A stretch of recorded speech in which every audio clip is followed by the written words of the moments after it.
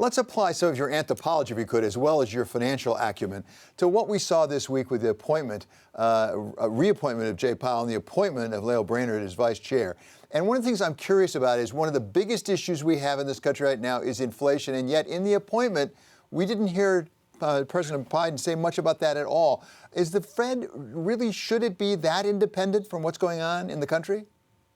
Well, the reason you didn't hear President Biden say very much about inflation is because the Federal Reserve right now is in an absolutely nightmarishly difficult position. Now, the immediate reason for that is that it has these twin goals of low employment and keeping inflation under control as well. But it's very likely that in the coming months, we're going to see inflation spiral out of control while employment still isn't anywhere near what the Fed wants. So there's a big cognitive dissonance there about what on earth the Federal Reserve is going to do about that. Plus, of course, the fact that you've got asset price inflation that's been going up and up and up and up, and yet somehow the Fed only looks at consumer price inflation, which just doesn't make much sense in terms of how people live their lives. But the other big issue is that the Federal Reserve has sort of convinced us in recent years that it's almost like this sort of high priest of the American economy, where it has these seemingly magical powers and this continuity to keep the show on the road, no matter what happens in politics. And, you know, the Fed leaders are there for a lot longer than many other politicians. And it's created this aura of omnipotence. And yet the reality is that if you look at what's happening right now, there's not a lot the Fed can actually do about inflation because it's been driven to a large degree by supply chain problems, by the fact you just had this massive fiscal boost. So the Fed's simultaneously trying to convince us that it has control over inflation, but the reality is it probably doesn't.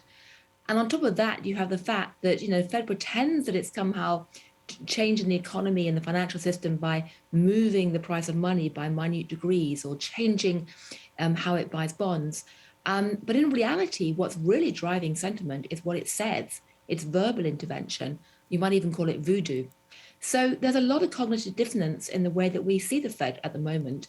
And I think for that reason, it's going to have a tough time in the months ahead.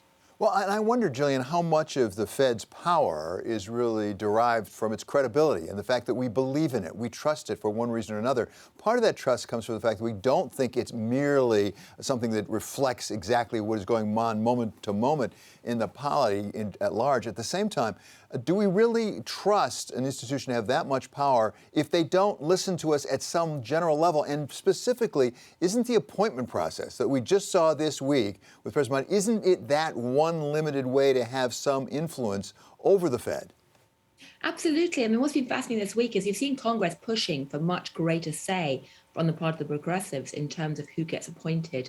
But the reality is that there's a lot of sort of almost mystical magic around the Fed. It's a bit like the priests in medieval Catholic Church who spoke Latin and the congregation didn't, but the congregation relied on the priest to provide the blessings. I mean, most people don't actually understand what the Fed's doing and what it says most of the time. And of course, it's not elected. Again, that's another point of cognitive dissonance because so much of the American self-perception is driven by this concept of democracy and being accountable, and the Fed's independent. So I think, you know, there are a lot of questions about the way that the Fed maintains its credibility going forward. So Gillian, with your background in anthropology, having studied, including in the field, various cultures and the way they interact, there is someone given credibility, some magical powers in almost every society. Give some advice to Jay Powell right now as he continues apparently to be the chair of the Fed. What would you tell him in terms of what he needs to do and avoid doing in order to maintain that credibility instead of risking losing it? Well, I think there are two things. One is to recognize that we, as a wonderful anthropologist Douglas Holmes said, we live in an economy of words where it's not just about the financial system being like an engineering machine where you tweak a lever and something else happens. It's also about casting spells with your words. And that's a tough thing to do.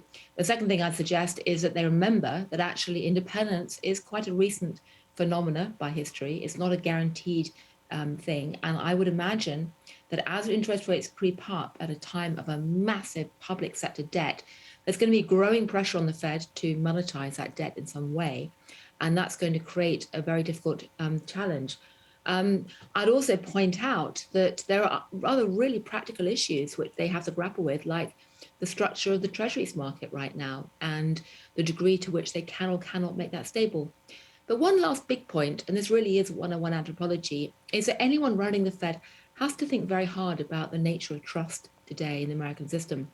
Because trust can be created on two levels. It's either vertical trust, where people trust in leaders or institutions, or horizontal trust, where you trust the peer group or the crowd.